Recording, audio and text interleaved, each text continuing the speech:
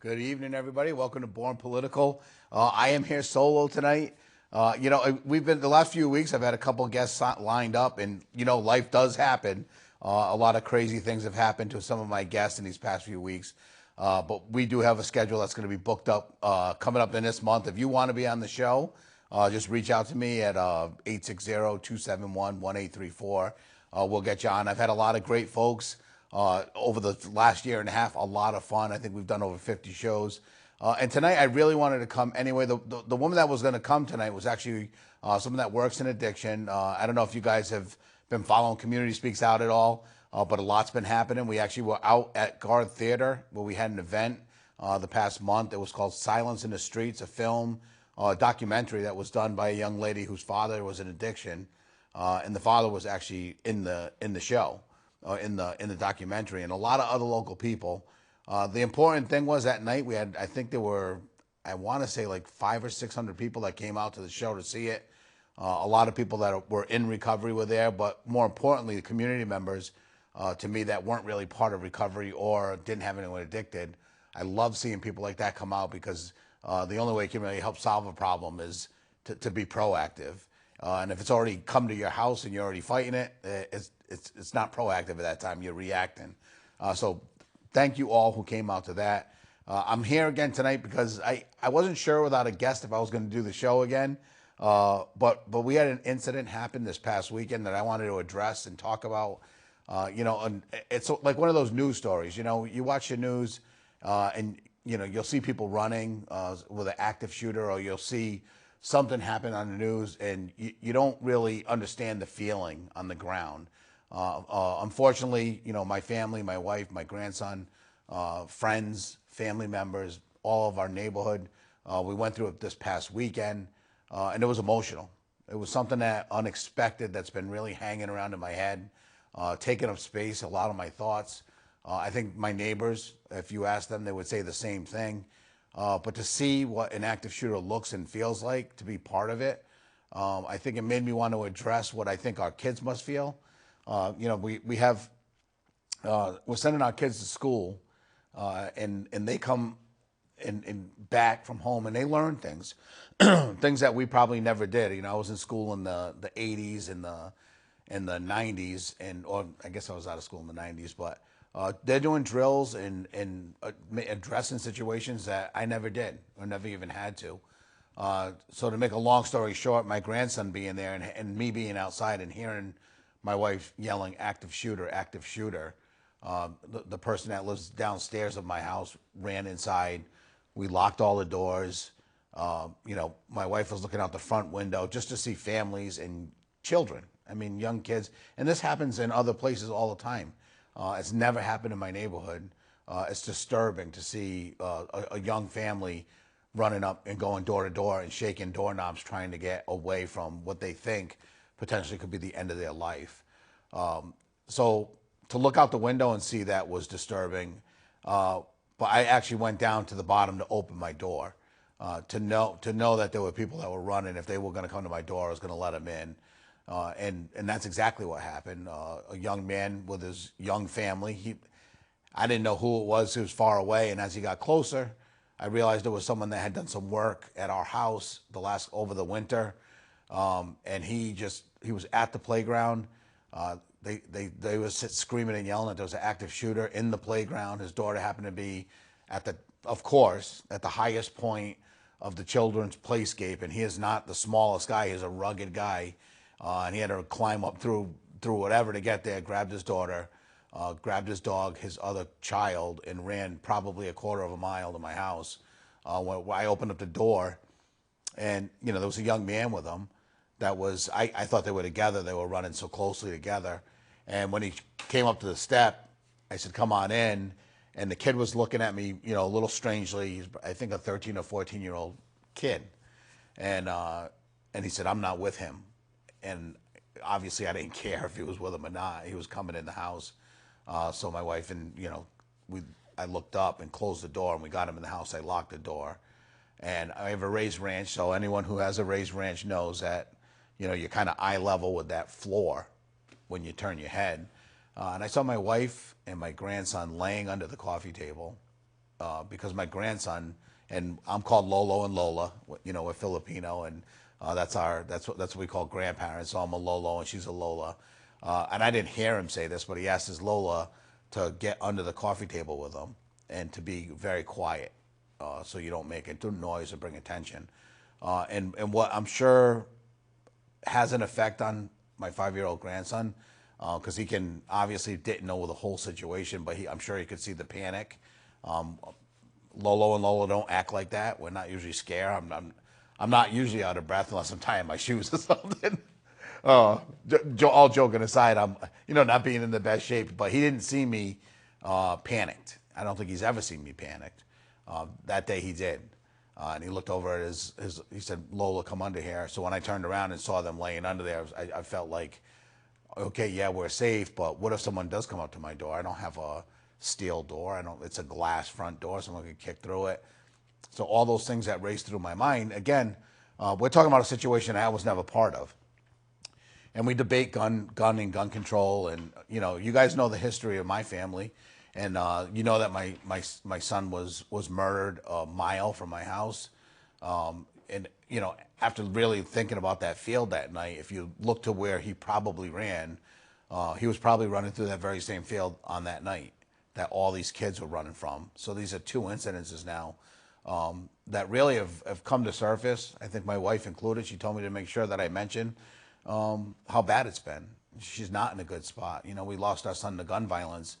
And then the potential that either we could be her or she could have been her or my grandson, it's too much. And we can debate how we want to fix it. We can debate our gun laws all we want. We can talk about gun control or lack of or whatever we want to bring up. We have to do something. I work in construction my whole life. I work around people that have been around guns their whole entire life. That we have varying opinions on what shouldn't be done.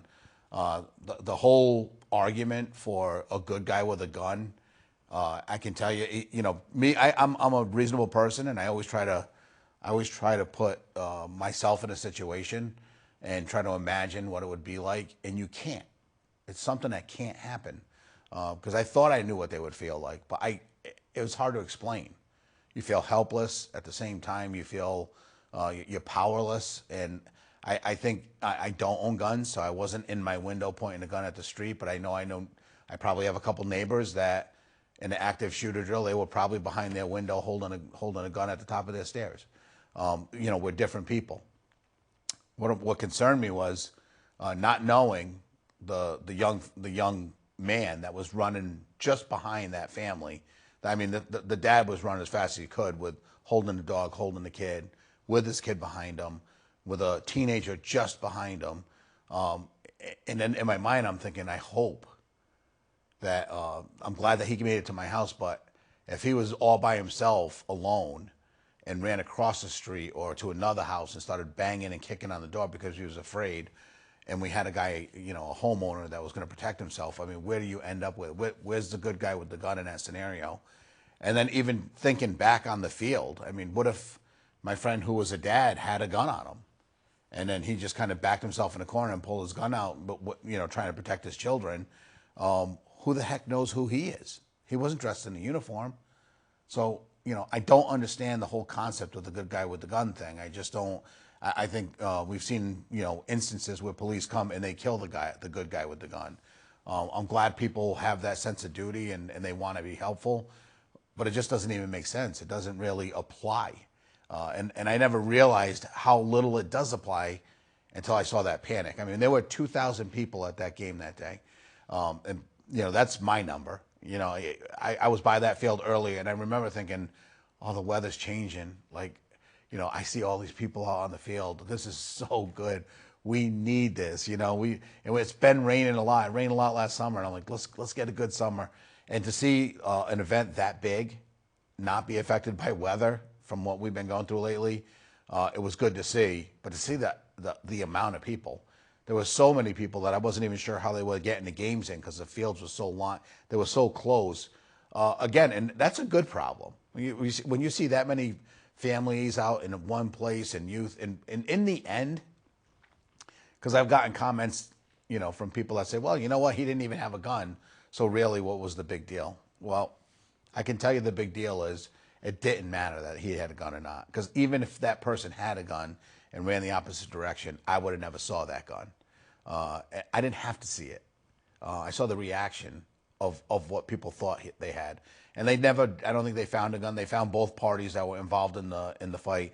And I got to tell you, hats off. And I feel emotional when I think about what our police departments do, and especially when it comes to something as meaningful as this. As when you see all those people running, and you know that there's a bunch of people that are highly trained that jumped in their car, some as far away I think as Old Lyme, I think came. They put a call out, and even some of the comments you hear later is, why'd they even come down? Why? Well, how about we be safe than sorry? I'd rather be that always. Their training had told them to do that. When there is a crowd that large, and the police, thank God the police, have an understanding that there is no show of force that's too much. When we think that there's an active shooter and there's 2,000 people.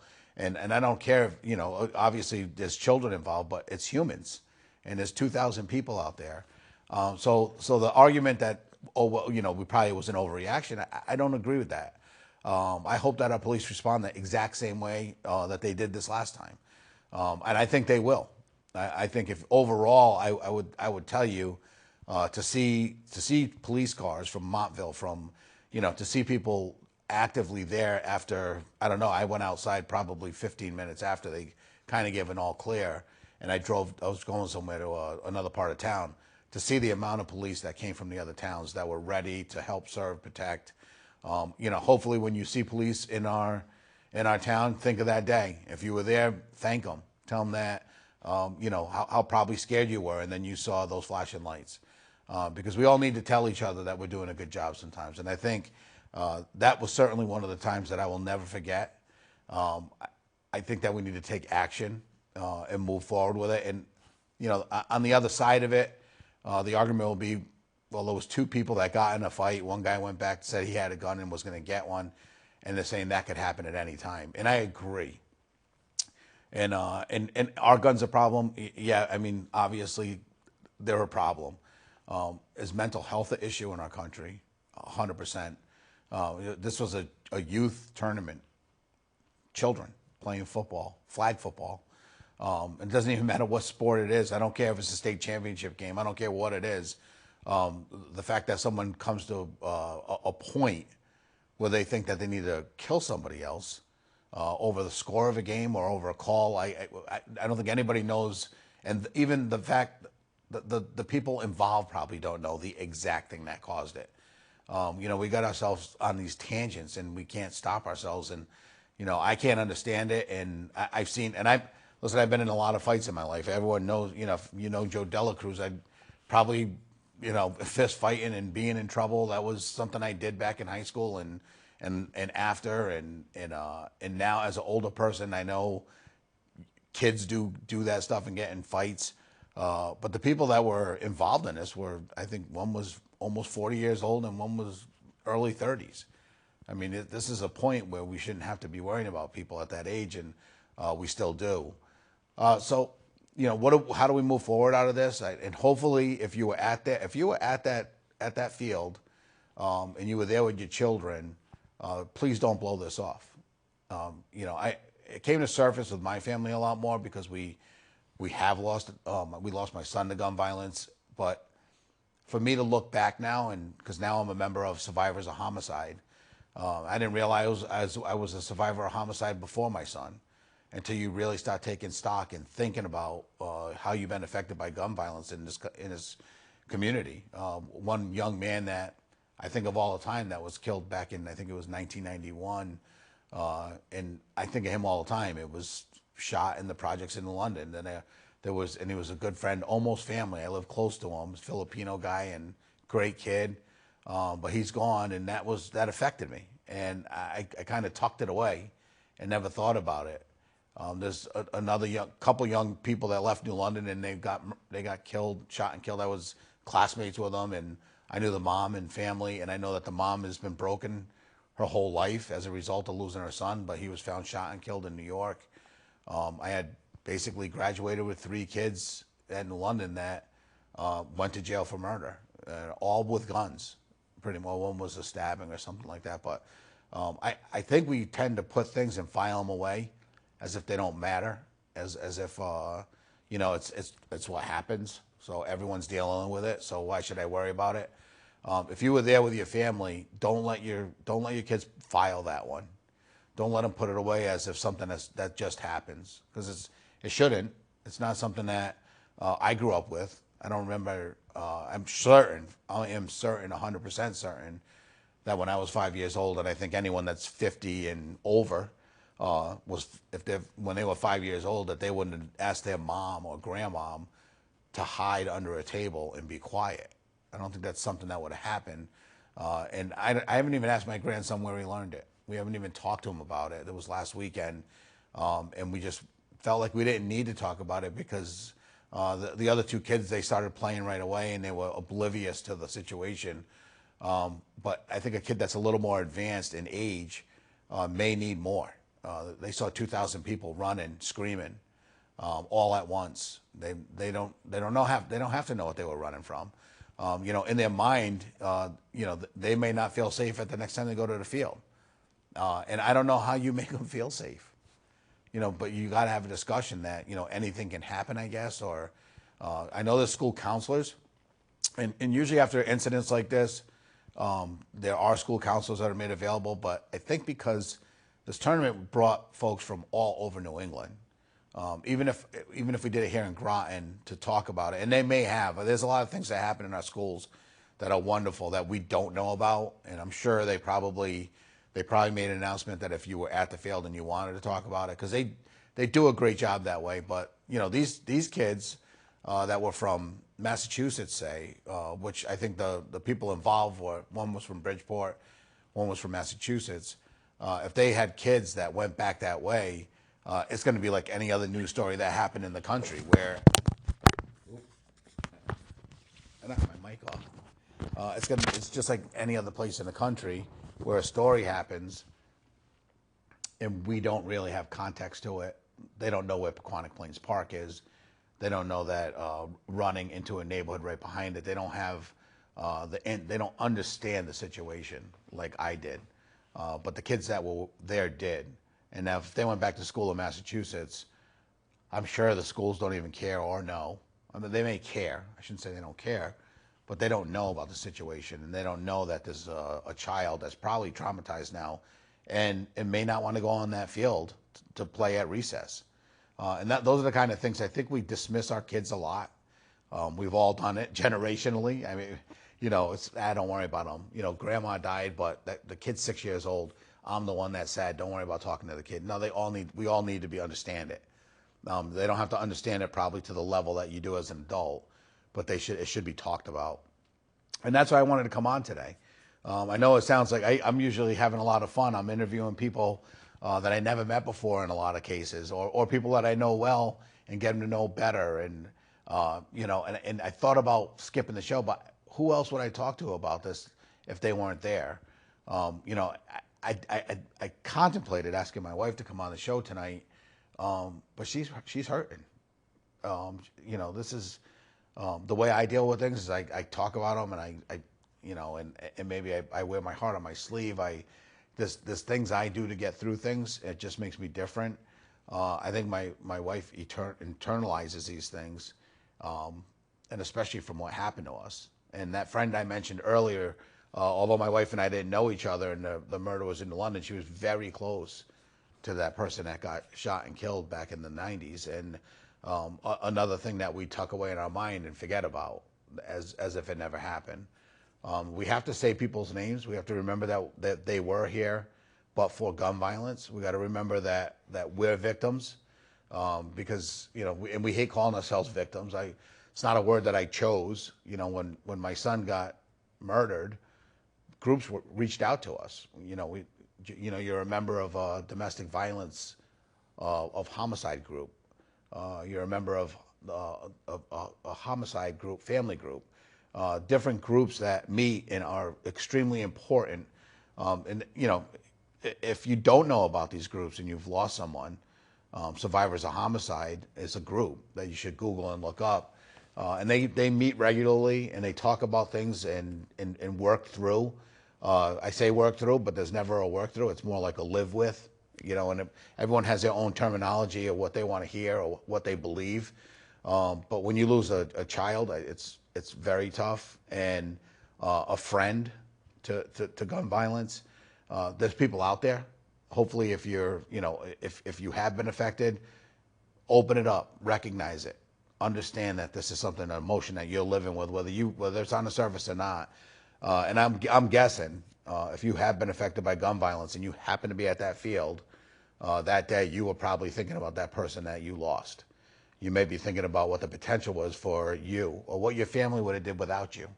All those things race through my head. What's my grandson going to do if he never sees me again? I can't even verbalize. I just can't. What could happen? How I would feel, or what would happen if any of my grandkids or my daughter was hurt by gun. I just can't even. I can't get there. For me, I feel like it may be the natural order of things because I'm older. But I don't think they'd feel any better about it that I was older.